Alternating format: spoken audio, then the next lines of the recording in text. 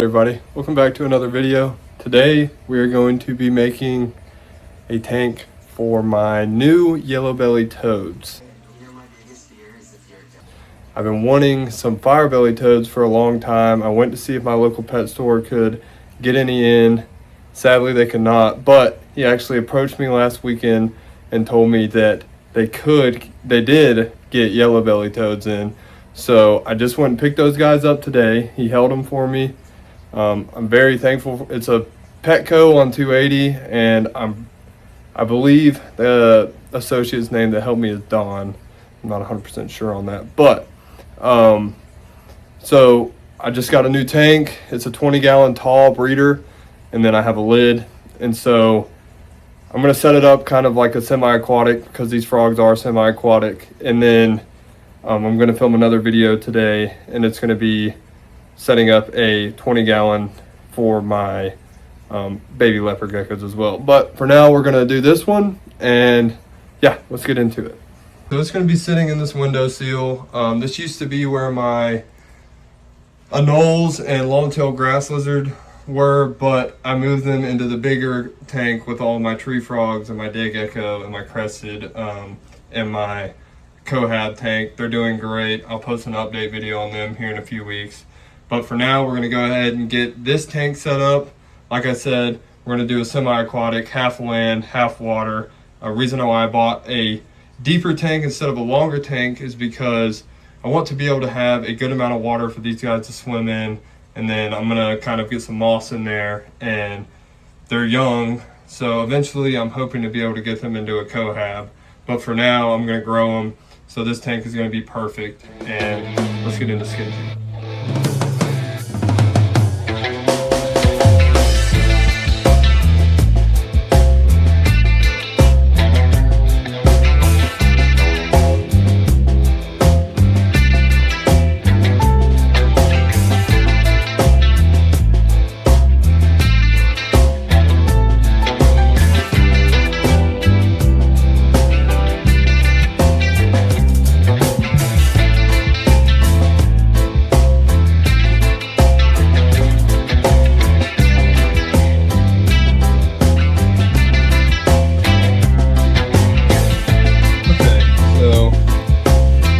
Basic setup is done. I have some moss patches. There's one there, and this is the exact same thing that is here on this log. And then all of these plants are semi-aquatic, so their roots can grow. They're not fully submergible, but their roots can grow in the water. And so that's the reason I chose all of those, is because I wanted the water level to pretty much go all the way through the substrate, except for this back left corner, and it's a little bit raised. It probably is about this much higher with substrate, actual dirt substrate, and then all of this is sand and stones. You probably saw from the time lapse me putting them in there. And then you got the water section with a filter. Right now the water is still very murky from all the stuff that was in the sand and all the dirt that came off the sticks, because these sticks are from other pre-established tanks, as well as some of the moss, and the plants are all new except for this pothos. I just kind of threw a pothos in there with its the few roots it does have from another tank. It's a kind of like just a cut off piece, and I'm hoping that it grows and kind of fills this back right corner. But for now, you know, it's kind of just empty. And then you got two logs that kind of act as bridges, and right now you can't really see in the water too well because it is so murky, but you'll have the natural sunlight from the window as well as lamps. So I'm going to have probably a nighttime heating lamp and a UVB bulb on this tank to kind of give it that extra light. And I'm really hoping these guys like the setup. I think with all the sphagnum moss and carpet moss, and then the plants and the big water section, they should do fine. These are a semi-aquatic species. I'm going to let the tank run for a little bit. I'm going to get all the lighting set up, and then I'm going to put the toads in, and I'll you know, kind of do an update when I put them in, but probably going to wait a little while, so I will catch you in the next clip. All right, everybody, so it's been a little bit. I went and got an extension cord to kind of get some more light on this tank, even though during the day when the sun comes directly through this window for a couple hours in the morning. So they'll have a lot of light. But as far as the tank goes, everything's I just kind of gave everything a spray and about to wipe off the front glass, and then we're gonna get these little guys in here. So let's go ahead and get the camera up, and we'll add both of our young baby yellow belly toads. Kind of trying to see if we can get a little bit more room here. There we go. Alright, so that should be enough room. Get a paper towel.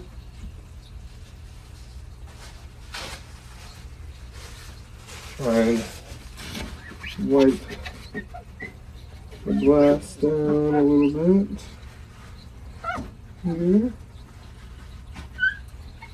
so you guys can see in the tank.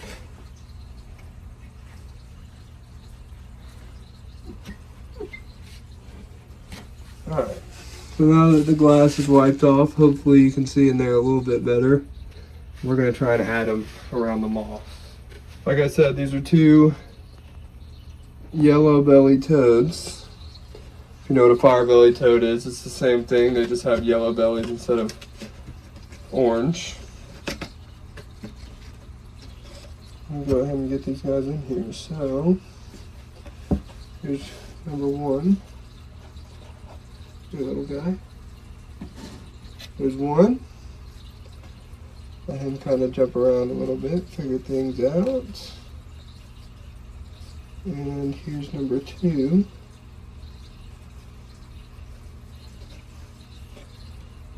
There he goes. So now both are in there, just making sure we're good in the bucket. Alright. Now both frogs are in the tank. I'll pull this back up.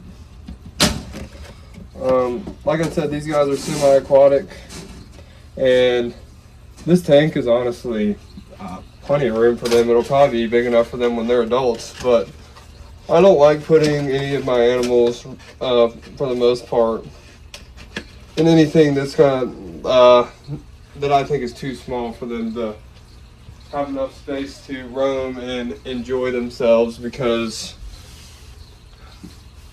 I do like keeping all of these animals, but captivity is still not the same as the wild, so I try my best to make it as naturalistic as possible and give them as much space as possible to fit the needs of each animal in each tank. And I'm hoping that this is suitable for them. I think it will be. I have a little nighttime heating bulb. It's probably about a 50 watt for this tank. That's fine. It's the only source of heat. The UVB and a UVA bulb for, you know, just regular lighting, and then of course the whole water area and plants and sphagnum moss for them to kind of hide in. So they should be comfortable.